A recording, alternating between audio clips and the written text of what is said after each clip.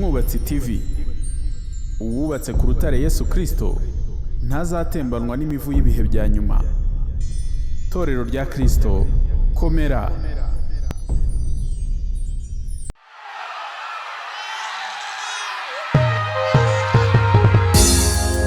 Yewe mwana w'umuntu we, yakweretse ikizi icyo ari cyo, icyo Uwiteka gushakaho ni iki? Ni ugukora ibyo gukiranuka no gukunda kubabarira no kugendana n'Imana yawe wicisha bugufi. Nimwemera mukumvira muzarya ibyiza byo mu gihugu, ariko nimwanga mukagoma inkota izabarya, kuko akanwa k'Uwiteka ariko kabivuze. Umwami wacu Yesu Kristo ashimwe. Bavandimwe inshuti dusangiye urugendo rujya mu ijuru, nongeye kubaramutsa, ndabasuhuje kandi ndabifuriza amahoro y'Umwami n'umucunguzi wacu. Uwiteka ashimwe kandi ahimbazwe kubw'urukundo rwe rwinshi, we wemeye yuko tugera no kuri uyu munsi. Iminsi iratambutse ari myinshi, dore na wa mwaka nyine ugeze ku iherezo. Tugeze ku itariki 12 z'ukwezi kwa 12. No mugisha ukomeye kuko ibiba byabaye mu mwaka ni birebire cyane, ni byinshi, byahitanye benshi, ibindi bibasigara ibisenzegeri, abandi baramugaye ingingo, abandi babuze ingingo zabo, abandi barwaye hahamuka, inzara, ibyorezo n'ibindi byinshi umuntu atabasha kurondora. Ariko wowe nanjye turi bazima. Ntabwo ari uko tuzi kurwana no guhatana n'iyi si, ntabwo ari uko turi intwari, oya, ahubwo ibyo byose ni uburinzi bw'Uwiteka. Niyo mpamvu ishimwe ryose n'icyubahiro bimugarukire. Ntawe ukwiye kwirata cyangwa se ngo ajye hariya yiyemere avuge yuko ibyo agezeho ari we wabyigejejeho, oya, byose ni ubuntu buturuka ku Mana. Niyo mpamvu tuyishimiye mu izina rya Yesu Kristo. Nongeye kandi gushimira Uwiteka Imana yanjye impaye uyu mwanya kugira ngo ngaruke. Bene data, nkuko nari nabibasezeranyije mu kiganiro cy'ubushize, nababwiye ko nzagaruka mbabwira ku bijyanye n'amasengesho Uwiteka yashyize ku mutima wanjye dukwiriye gusenga nk'Abanyarwanda, nk'Abarundi, nk'Abagande, nk'Abanyatanzania, nk'Abanyakenya, abantu bose bo mu karere k'ibiyaga bigari cyangwa se mu bihugu byo mu karere k'ibiyaga bigari, dukwiriye gufata ibihe byo gusenga. Nuko rero nk'uko Imana yagiye ihagurutsa benshi hirya no hino ikabategeka amasengesho, ubu ngubu noneho itorero ryo ku Mwubatsi TV naryo ryagezweho. Umwuka w'Imana aradusaba gusenga, ndetse nta nubwo ari ukudusaba, ahubwo ni ukudutegeka gusenga kuko biri ngombwa. Dusengera ubugingo bwacu mbere na mbere, tugasengera ibihugu byacu, tugasengera abayobozi babyo, hanyuma ibindi byose tukabiharira Imana kuko ariyo yonyine iza hazaza hacu. Hari impamvu umwuka w'Imana ari kugenda ashishikariza abantu gusenga. Hari ibihe byatambutse ivugabutumwa hirya no hino mu nsengero, mu byumba, mu mihanda. Ibyo byose twarabibonye, twabibonesheje amaso yacu. Hanyuma hageraho ibihe by'ubuhanuzi, ubuhanuzi bwinshi cyane bubwiriza abantu kwihana no guhindukirira Imana kuko abantu bibagiwe Imana, basubiye inyuma. Ubwo ndabwira bene wacu b'Abanyarwanda, rero ni igihe cyari kigeze yuko Imana yerurira abantu ikababwira yuko igihe kigeze ko ibihe bikomeye cyane bigiye gusohorera ku bihugu cyangwa se ku baturage b'ibihugu banze guhindukirira Imana. Ni ibihe biteye ubwoba biri mu karere kacu. Ntabwo ari ukuvuga ngo bizaza, ahubwo byarahageze, ndetse kandi bizarushaho gukaza umurindi nk'uko twagiye tubivuga. Abenshi barabitukiwe, ubwo butumwa benshi barabutukiwe, ariko kandi Uwiteka ashima yuko dukomeza kubivuga kugira ngo nawe cyangwa se nanjye duhindukire hakiri kare bigishoboka, kuko byanze bikunze nta nduru ivugira ubusa imusozi. Mbere yuko mvuga kuri ibi bintu nkanababwira ukuntu gahunda izaba iteye, reka mbanze nsenge.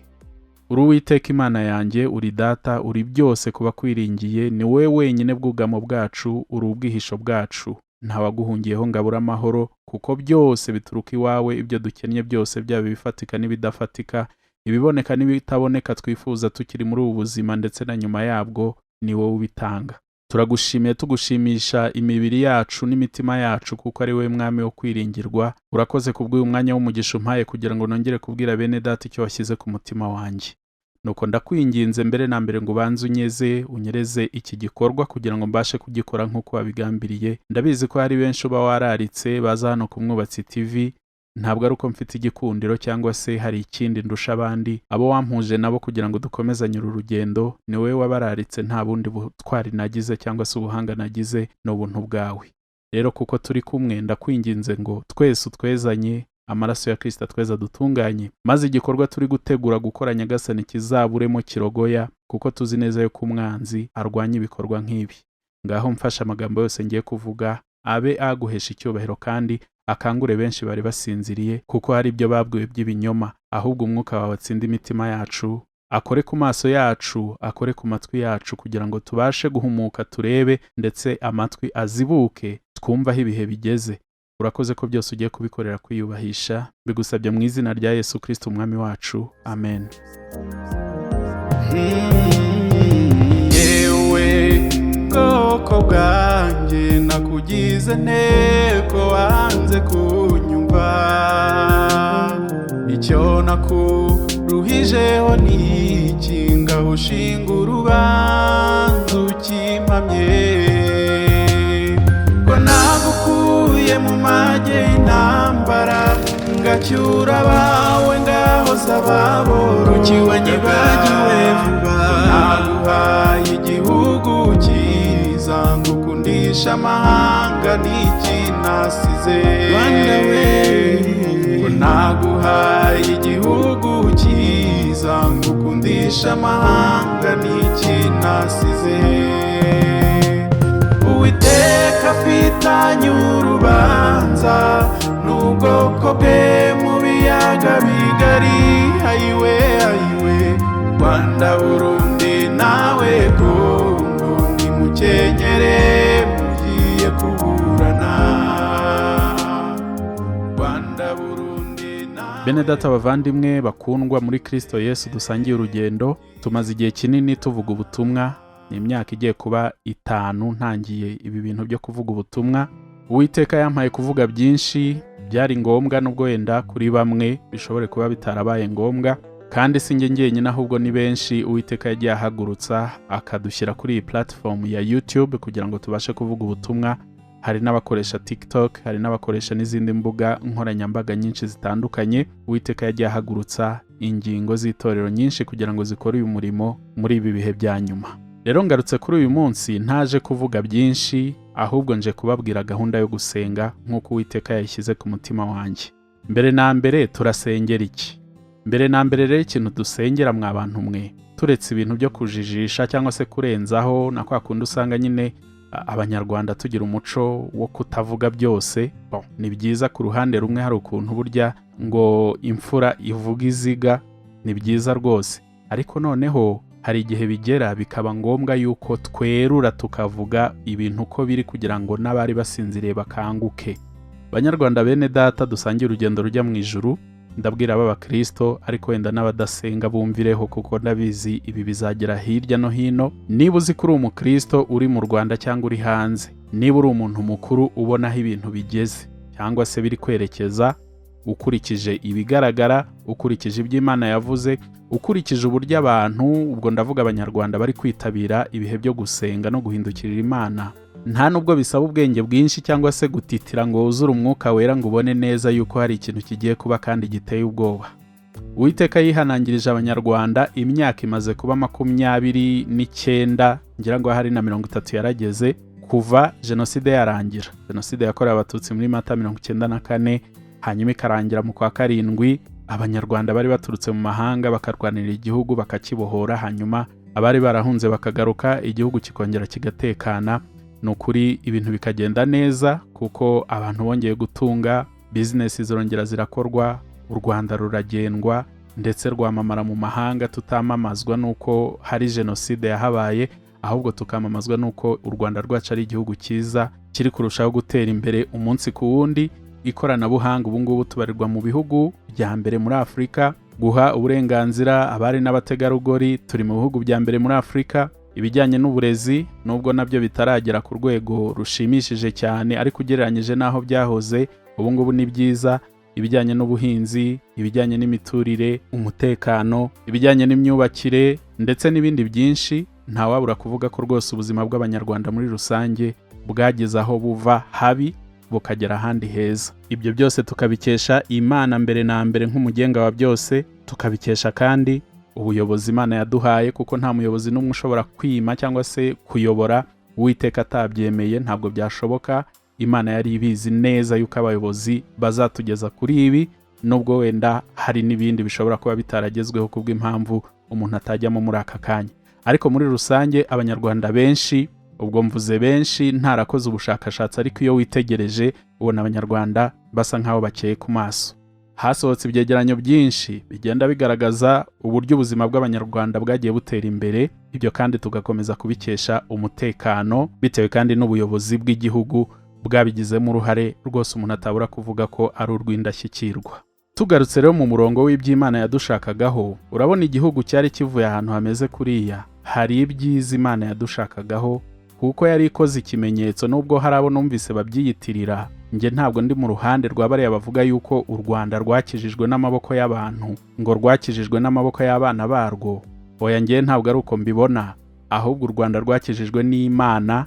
Yego, Imana ikorera mu bantu, abantu ubwabo ntabwo bari kubyishoboza.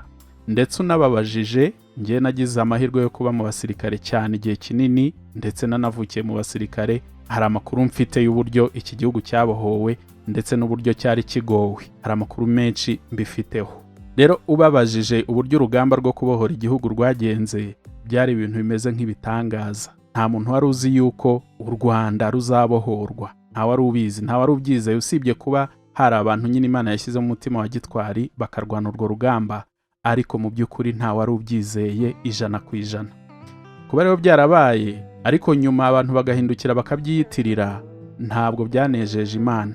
Gusa kubera ko Imana yacu idahutiraho, yakomeje kwihanganira abanyarwanda, ikomeza kutubembereza, ikomeza kubitwara gahoro gahoro, ariko ikatuburira umunsi ku wundi, ishaka yuko icyubahiro cyayo kiba mu Rwanda. Imana yashakaga yuko abanyarwanda bashyira Imana imbere, kuko yari bakuye ahantu bitoroshye ko ubundi bari kwivana. Logiquement ubundi ntabwo byumvikana kuba abantu bishe n'abiciwe babana mu gihugu, ubundi ntabwo byashoboka. Ni nko kuvuga ngo abayahudi babane n'abadage b'abanazi mu gihugu kimwe. Ni ibintu byari gutera izindi ntambara zidashira. Abazungu n'abandi baturutse mu bihugu byateye imbere, nyine abanyamateka, abanyapolitike bafite ubuhanga cyane n'inararibonye, baje kwigira ku Rwanda bibaza ukuntu ibi bintu byagezweho bikayoberana. Mu by'ukuri yego hari intambwe yatewe yo kunga abanyarwanda, ariko byari kugerwaho 100% iyo ibi bintu byari birimo Imana.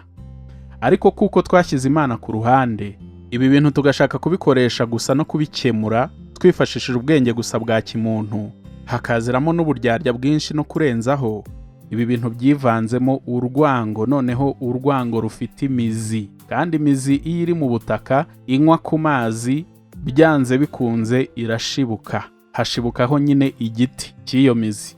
Ni ukuvuga ngo urwango rushingiye ku moko mu Rwanda ntabwo rwarangiye. Oya rwose ntabwo rwarangiye, hari abakirufite, ndetse nta nubwo ari bake, ni benshi. Ubu ngubu bitangiye kujya bijya ku mugaragaro. Ubundi wenda mu myaka yatambutse abantu barabihishaga, ariko ubu ngubu bisigaye biteye ubwoba. Kuri social media biteye ubwoba, mu bapoliticiens biteye ubwoba. Ni ibintu mu by'ukuri biri kugenda biserura bijya hejuru, ku buryo u Rwanda rufite abantu baruhunze benshi, kandi bishingiye ku moko n'intambara zabaye mu Rwanda. Ibyo byose ni ibigaragaza neza yuko igisebe cyomowe bagica hejuru. Uko kugica hejuru rero byatumyeho kugira ngo gikire kibora, kandi uko kubora rero nikititabwaho n'ubundi bizabyara ibindi bindi. Nako ntabwo bizabyara ibindi bindi, byamaze guhinduka ukundi, kuko ntikikiri ikibazo cyo mu Rwanda gusa, cyageze no mu Burundi, cyageze no muri Kongo, ngira ngo na Uganda kiriyo mujya mubibona abariyo imvugo bagira, n'ibindi n'ibindi. Imana ikomeza kugenda iburira abantu, yohereza intumwa, zimwe zirafungwa, izindi ziricwa, abandi barameneshwa, abandi baracecekeshwa, kugeza ubwo abenshi mu bari butumwe n'Imana bahiye ubwoba, Imana nayo ikabareka. Hari abo Imana yakubise, hari abo yabujije amahoro, hari n'abo yohereje hanze rwose ibemera kuvugira hanze. Hari igihe biba ngombwa guhunga, ariko hakaba n'igihe biba ngombwa yuko uhagarara aho ngaho ukavuga icyo Imana yagutumye, kandi ikarinda agatwe kawe, cyangwa se ikemera yuko bizira, kuko ku mukiranutsi gupfa iyo apfiriye muri Kristo ni inyungu ku Mana. Rero ngana ku musozo, ntabwo nshaka gutinda kuri ibi. Ubu ngubu nashakaga kubanza kubisasira kugira ngo mwumve impamvu tugiye gusenga. U Rwanda, u Burundi, Repubulika ya Demokarasi ya Kongo, Uganda, Tanzania, Kenya biri mu gatara gatukura. Byatse danger. Niba muzi feruje hari ibara ry'icyatsi, hakaba irijya kuba orange cyangwa se wenda umuhondo, hanyuma hakaba n'ibara ry'umutuku. Iyo byabaye umutuku ibintu biba byahindutse ukundi kundi. Ubu ngubu amahanga yose, satelite zose ziri kureba mu karere k'ibiyaga bigari kuko bazi bigiye kuba uko bimeze. Abayobozi b'ibihugu byo mu karere k'ibiyaga bigari nabo bambariye urugamba, buri wese ariteguye. Ni nayo mpamvu nagerageje kubashaka bose bambaye igisirikare. Ababiteguye barahari, ntimugire ngo ni ibintu biba bigiye gupfa guturumbuka gutya gusa. Baba barabiteguye kuva kera kandi bavuga bati nibigera kuri iyi point tuzaba twiteguye ko bigiye guhita biba. Amahanga arabizi. Mumaze iminsi mwumva ubushyamirane buri hagati y'ingabo zo muri Kongo ndetse n'umutwe witwara gisirikare nawo w'abanyekongo, nubwo amaraporo menshi agenda agaragaza yuko ngo baterwa inkunga n'ingabo z'u Rwanda. Igihugu cyacu kirabihakana, gusa abazungu cyangwa se UN ikagira ibimenyetso igenda yerekana yuko koko ziriyo. Kugeza n'iyi saha amakuru atangazwa mu bihugu byateye imbere kuri ariya amateleviziyo akomeye n'amaradiyo, iyo bavuze uwo mutwe witwara gisirikare urwanya leta ya Kongo bahita bongeraho ko uterwa inkunga n'ingabo z'u Rwanda. Urumva? Ariko iwacu i Rwanda ibyo ntibishobora kuvugwa. Mu bihugu by'abaturanyi nabo nuko babizi. Rero ndashaka kubabwira yuko nta hantu hashobora kuva umwotsi hatari umuriro, ntibishoboka rwose. Intambara zimaze iminsi zica abantu muri Repubulika ya Demokarasi ya Kongo, benshi batagira ingano. Inzirakarengane. Njya nitegereza amafoto y'ibihabera nkumva agahinda karanyishe. Ibyo ngibyo bikantera ubwoba, ariko bikantera n'ishyaka ryo kugira icyo nakora mu buryo bw'umwuka kugira ngo ibiri kuba bigabanye umurindi, ariko kandi natwe tutazisanga byageze iwacu. Kuko buri abanyarwanda turacyafite ibikomere. Twabonye ibintu nka biriya, wenda bari bataravuka ntimuzi uko byagenze, wenda mubibona mu nzibutso gusa, kandi mpamya ko wenda mu nzibutso bagaragaza bikeya gusa, ariko twabonye ibintu n'ibindi biteye ubwoba cyane, biteye ubwoba. Ntabwo rero nk'umunyarwanda wabonye ibyo bintu, usibye wenda waritswemo n'umwuka mubi wa Satani, yakwifuza ko hashobora kongera kubaho ibintu bimeze nk'ibyo twabonye. Kandi noneho reka mbakurira inzira ku murima, ntabwo bishobora kuza bisa nk'ibyo twabonye, ahubwo bishobora kuza bibiruta. Kuko kirya gihe ni abaturage cyane bicaga abandi bakoresheje intwaro gakondo, nubwo hamwe na hamwe na leta yabikoraga igakoresha ndetse intwaro zigezweho, ariko ubu ngubu noneho birenze ibyo ngibyo. Yaba iza gakondo zishobora gukoreshwa, yaba noneho n'amabombe n'ibiki byose bishobora gukoreshwa, ibintu bikivanga mu buryo abantu badatekereza. Tujye gusoma ijambo ry'Imana mwumve. Imana imaze iminsi iburira abantu ngo mwihane mwasubiye inyuma. U Rwanda rwacu nababwiye iterambere rwagezeho, namwe muraryibonera. Amahanga yose azi u Rwanda kandi aruzi neza. Abasitari mwarababonye ukuntu baza kwitingagi. Ejo bundi hanabaye amarushanwa y'amagare akomeye ku isi. Mujya mubona inama zikomeye cyane zijya zibera mu Rwanda n'ibindi byinshi cyane rwose. U Rwanda rwacu rwari rugeze ahantu hashimishije, nubwo wenda haba hakiri utubazo tumwe na tumwe natwo dukwiriye gukemuka. Mutekereze noneho kubona igihugu cyari kigeze aho cyongera gusubira hasi kikagera kure cyane yaho cyahoze mu myaka 30 ishize. Mubitekerezeho. Ibi rero iyo bivuzwe gutya, hari benshi batabyakira rwose, bakumva ko wenda umuntu hari undi mugambi mubisha afite, ariko kandi ntabwo nabarenganye. Ntabwo byoroha rwose kwakira amakuru mabi. Hari abashobora guhita bakwita amazina ndetse bakagukrasa, bakavuga bati uri muri uru ruhande, ubwo ngubwo uri kugaragaza uruhande ubogamiyemo. Reka mbabwire, njyewe ndi umukristo, nakurikiye Yesu, kandi na mbere yuko mukurikira nta ruhande nabogamiraho. Oya, ntibishoboka, kuko buri ruhande ngiye rwarampemukiye. Harabona haye ubuhamya barabizi. Ndi ku ruhande rwa Yesu Kristo, kandi mpamya yuko ari rwo rwiza nagakwiye kuba ndiho. Tujye gusoma imirongo tuzagenderaho, kuko biri ngombwa yuko dusenga, tugasengera igihugu cyacu. Ahari wenda bigiye kuba Imana yabyoroshya, biranashoboka cyane yuko duhindukiye by'ukuri yabikuraho, kuko ni Nineve Imana yahagaritse kurimbuka ko ari kuhaje mu minsi 40 gusa, aho haburaga ukwezi n'iminsi 10 hakarimbuka. Ariko bose bakimara kumva yuko hagiye kurimbuka, barahindukiye uhereye ku mwami w'Nineve, niba ari umwami sinibuka. Nuko ategeka yuko biyiriza, yewe n'amatungo ntajye kurisha. Bikubita hasi batakira Uwiteka, bamusaba imbabazi kubwo gukiranirwa kwabo. Uwiteka arabababarira, abakiriza igihugu nticyaba kikirimbutse. Birashoboka cyane yuko natwe abanyarwanda, yemwe barundi mwe, yemwe banyekongo mubasha kumva ururimi, yemwe banyayuganda mwe, abanyakenya n'abatanzania, birashoboka cyane yuko umuriro utatwika aka karere mu gihe twaba duhindukiriye Imana. Reka twe kuba abapesimiste cyane cyangwa se ababona buri gihe ibintu bigiye kuba bibi, wenda ngo tuvuge ngo nta garuriro, ntibigishobotse, harahiye, byarangiye. Oya, ahubwo byahinduka rwose. Ni ukuri ndabihamya neza 100% yuko duhindukiye tugahindukira Uwiteka akongera kuba uwa mbere mu mitima yacu, mu mikorere yacu, mu nzego za leta, mu bucuruzi, mu mashuri, mu miyoborere, hose hakabaho itegeko. Kandi biroroshye cyane. Umukuru w'igihugu avuze ati guhera uyu munsi Uwiteka ashyizwe imbere mu mikorere yacu yose, ntihakagire ibikorwa na bimwe bikorwa mu gihugu bitabanjirijwe n'Imana. Ni ukuri kose bwacyo uwo mwera wakwiriye ahantu hose. Yego, ntabwo bikuyeho ko Satani yakomeza kuyobya, ariko icyo cyaba ari ikimenyetso nibura kigaragaza yuko ubuyobozi bukuriye igihugu bushyize Imana ku mwanya w'imbere. Ibisigaye byose mpamya yuko byatungana mu izina rya Kristo Yesu.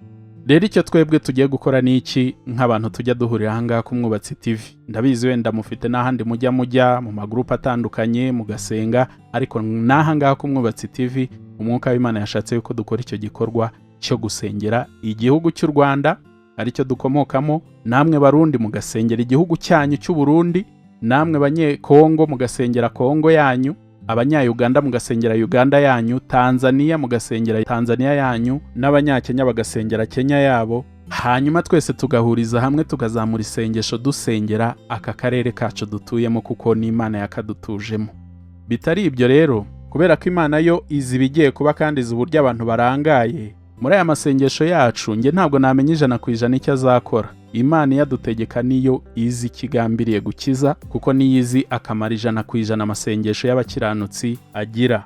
Twe tuzi yuko ayo masengesho y'umukiranutsi asenganywe umwete agira umumaro, ariko detaye y'uwo mumaro ntitwayimenya 100%. Hari bike tuzi gusa, ibindi bizwi n'Imana yo yonyine ibireba urugamba 100% uko ruteye.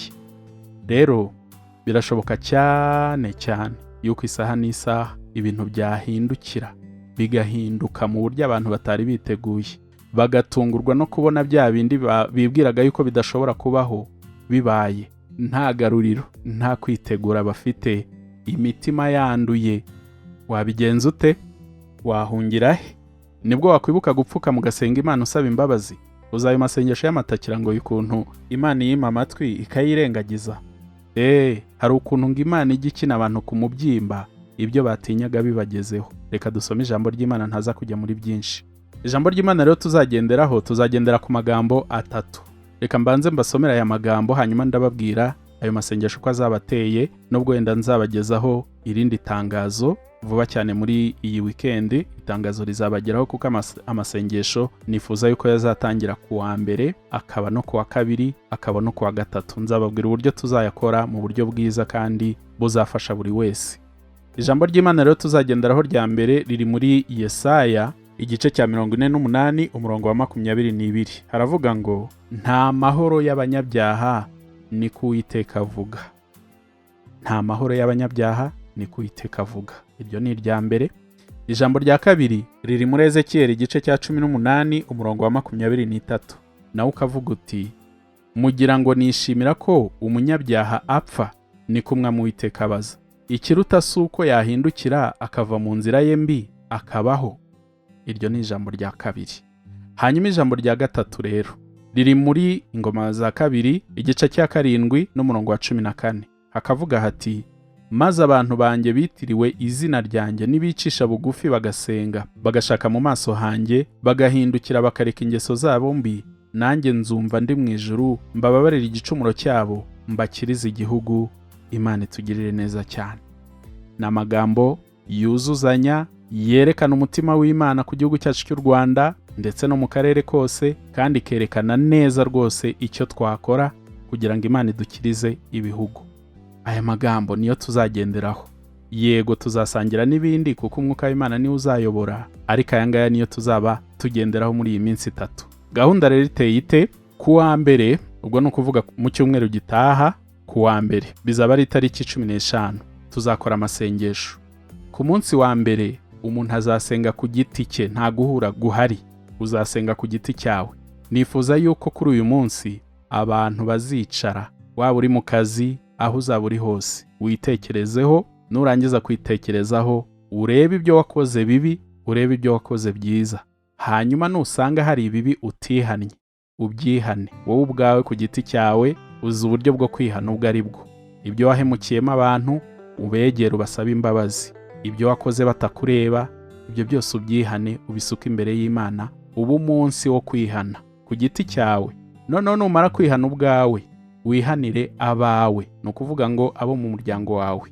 Niba uri umugabo ufite umugore n'abana, abo bantu ubihanire. Ufite mama wawe cyangwa papa wawe cyangwa bashiki bawe, basaza bawe, bakuru bawe, abo bose famiye yawe uyihanire. Uzatura ibyaha by'ubwoko bwawe nk'uko Daniyeli yabikoze, hanyuma utakambira Imana ibakize. Bo nubwo baba badafite ubushake bwo kwihana, ariko icyo gikorwa ndabinginze muzagikore ku munsi wa mbere, itariki 15. Tuzajya dusenga kuva mu gitondo kugera nimugoroba. Abashaka gufata amafunguro mufate ibyo kurya byoroheje, hanyuma buke dukomeze. Ubaye udafite umwanya wo kujya mu cyumba ngo usenge umunsi wose, ushobora guhitamo amasaha yo gusenga, ariko ntibijye munsi ya 3 ku munsi. Ni ukuvuga mu gitondo ugafata umwanya uhagije ugasenga, hanyuma ukajya mu mirimo yawe, ukaza gufata amasaha ya saa 6 gutyo saa 7 ugasenga. Fata umwanya uhagije ugasenga, ugasoma ijambo ry'Imana, ugakora ibyo twavuze. Hanyuma mu masaha y'umugoroba saa 12 saa 1 gutyo saa 2, biterwa na disponibility zawe. Hari ababa bafite uturimo mu rugo n'ibindi, ugashaka umwanya wa nimugoroba usenga uri wenyine wiherereye, ugakora icyo gikorwa cyo kwihana no kwihanira umuryango wawe. Ku munsi wa kabiri rero tuzahura mu buryo bw'ikoranabuhanga, hanyuma dukora amateraniro, kuko birashoboka ubu ngubu abantu babasha guterana bari mu bihugu bitandukanye. Nibwo buryo tuzabikoramo kugira ngo abari hafi n'abari kure bose tubashe guhura. Kizaba ari igihe noneho cyo kwihana, twaturirana ku bantu bashaka kubohoka. Birashoboka yuko haba hari abantu bashaka kwatura ibyaha biremereye ndetse bakibohora, kuko burya kwatura ni ugukoza Satani isoni. Tuzaha umwanya abantu bashaka kwihana ibyaha bikomeye kandi rwose bumva bashaka gukoza Satani isoni, bakihanira kureka. Tuzanakira wenda n'abazaba bashaka kwakira agakiza bwa mbere. Icyo gikorwa kizaba. Hanyuma yaho rero tuzafata ibihe byo gushimira Imana ibyiza yagejeje ku bihugu byacu, kuko Imana yakoze byinshi byiza pe, ndetse rwose nta nubwo twari tubikwiriye, kubera ko uburyo twayibagiwe bigakururira igihugu cyacu akaga, bikagishyira mu itara ritukura, ku buryo Imana iri kuturebana umujinya kuko twayiteye umugongo. Yakoze byiza byinshi dukwiriye kuyishimira. Impamvu tuzabanza kwihana nuko amasengesho y'umunyabyaha ari ikizira ku Uwiteka. Niyo mpamvu kwihana ari byo bibanza, hanyuma tugakurikizaho gushima. Uzicare wibuke imirimo yose Uwiteka yagukoreye. Nubishaka uzafata agapapuro wandike, uzibuke imirimo Imana yagukoreye, imirimo Imana yakoreye umuryango wawe, imirimo Imana yakoreye igihugu, imirimo Imana yakoreye akarere. Nushaka uzagere mu isi yose muri rusange. Ibyo byose ubyandike ku gapapuro. Nzaba mfite amashimwe yanjye, nawe uzaba ufite ayawe. Ku munsi wa kabiri rero tuzasenga gute? Kuko tuzahura. Nzabaha link y'urubuga tugomba kuzahuriraho. Nge ntabwo nshaka gukora group ya WhatsApp izahoraho, oya, ibyo ntabwo ndabihamagarirwa. Ahubwo ndashaka yuko tuzahura. Nzabaha link, iyo link tuzajya tuyihuriraho mu gitondo. Tuzagena wenda igihe runaka tuzajya tumara mu gitondo, hanyuma saa 6, hagati ya saa 6 na saa 7. Ubwo ndavuga ku masaha yo muri Afurika, mu Rwanda no mu Burundi cyane cyane. Ubwo abari hanze nyine namwe muzashaka uburyo muza bitewe na disponibility yanyu, uburyo muzaboneka. Mushobora kudusanga wenda nimugoroba. Ubwo tuzajya dusenga mu gitondo, hanyuma twongere guhura saa 6, hanyuma tuze kongera guhura nimugoroba. Ubwo uri kumva ubaye utabonye umwanya muri ayo masaha yabanje, ushobora kuboneka wenda mu masaha y'umugoroba. Nuko ngo tuzajya dusenga, duhura dusenga, ariko ya masengesho y'umuriro, kubera ko igihe cyarangiye. Ibi mbabwira ndi kubivuga nta bwanutse cyangwa se ngo nsakuze, kuko nge ntabwo nzi kuvuga nsakuza cyane. Oya, nuko nguko mvuga, ariko mba nagejeje ku musozo, ku iherezo. Nuko tuzasenga ya masengesho atari ukwisengesha, kuko ushobora kwanga kuyasenga ubu ngubu ukazayasenga amabomba ari gukubita iwawe, uri kubona ibice by'abantu. Imana idutabare, Imana itugirire neza. Hanyuma ku munsi wa gatatu nawo tuzabigenza gutyo. Hazaba hari link, ari nawo munsi rero tuzasorezaho. Tuzahura mu gitondo, duhure hagati ya saa 6 na saa 7, hanyuma twongere guhura ku mugoroba dusoza. Muri icyo gihe cyose ntabwo wemerewe kurya mu yandi masaha. Nurya uzabyihana nk'icyaha. ku barwaye igifu, ku babyeyi bonsa ndetse n'abandi baba bafite imbogamizi zaba iz'uburwayi n'izindi zibabuza kwiyiriza ubusa. Birashoboka ko wenda bitakorohera kugira cyangwa se wenda kumara umwanya ungana utyo nta kintu urashyira mu gifu. Uzagenda uko imbaraga zawe zingana. Ntawe dushyizeho agahato. Aya masengesho azasengwa n'abantu bafite igihugu cyabo ku mutima ndetse n'akarere k'ibiyaga bigari muri rusange. Abafitiye umuhamagaro, abafite ihishurirwa kuri byo, muzaze dusenge. Ariko kandi uzagire kwigomwa kwawe. Yego, mu byakunezezaga byose uzagire kwigomwa. Ni ukuri kose. Ndi kwanga ko ibintu tuzabikora bikarambirana bikamera nk'ikidini cyangwa nk'akamenyero. Niyo mpamvu tuzagenda dufata igihe gito mu munsi, igihe gito ariko tugasenga biri serious. Ubwo nubwo navuze yuko tuzajya duhura 3 mu munsi, ntabwo bikuyeho ko iyo vide iri hagati abantu bazaba bari gusenga biherereye ku giti cyabo, musengera muri uyu muhamagaro turimo kwisengera, tugasengera imiryango yacu, tugasengera ibihugu byacu n'akarere k'ibiyaga bigari muri rusange. Muzabimfashemo. Nta nararibonye mfite mu kuyobora amasengesho. Nibi ngibi mvuga umwuka ashobora kuzabihindura twayagezemo, ariko mureke dusengera ibihugu byacu. Niwo musanzu dufite. Abayobozi, abashinzwe umutekano, ingabo barakora akazi kabo mu buryo bwabo. Natwe mureke duhagarare mu cyuho mu buryo bw'umwuka, dusengera ibihugu byacu, kubera ko bishobora kwakamo umuriro isaha iyo ari yo yose. Bimbabwira umuntu wese mukuru arabibona. Birashoboka. None iyo bigeze mu mwuka n'amahishurirwa Imana iri kugenda iha abantu n'ubuhanuzi Imana iri guha abantu, urahita ubyumva rwose yuko ibintu byageze ku iherezo. Rero ni igihe cyo gusenga. Nzabaha rero itangazo hagati y'ejo kuwa gatandatu ndetse no ku cyumweru. Iryo tangazo rizabageraho rwose, nongera kubibutsa, ariko muzirikane yuko kuwa mbere ari nabwo nzabaha link tuzajya duhuriraho. Hanyuma ubwo ngubwo kuwa mbere buri muntu akisengera ku giti cye, kuwa kabiri tugahura, no kuwa gatatu dusoza tugahura. Ngira ngo rero wenda nahagarikira ahangaha, ibisigaye umwuka w'Imana basange, ariko kandi abakore ku mutima mumenye yuko turi mu bihe bigoye biri complexe. Harimo ibintu byinshi cyane bigoye, ariko umwuka w'Imana arakomeza kuyobora ab'Imana nyine nk'uko Imana ibishaka. Reka rero mbifuriza kugira ibihe byiza. Amahoro y'Umwami wacu Yesu Kristo akomeza gwirire muri mwe. Shalom.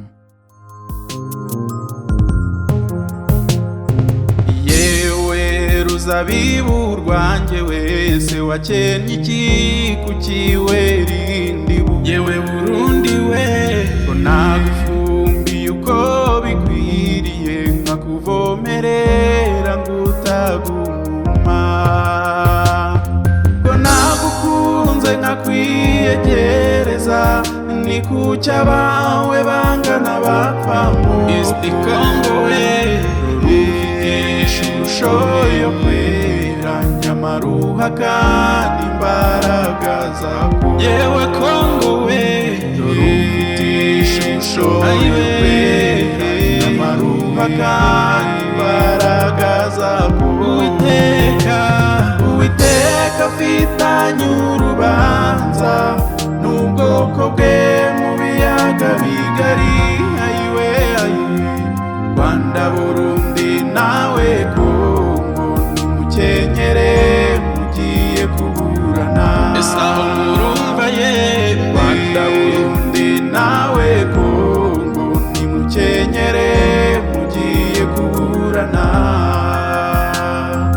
Rwanda, Burundi nawe Kongo, nimukenyere mugiye kuburana.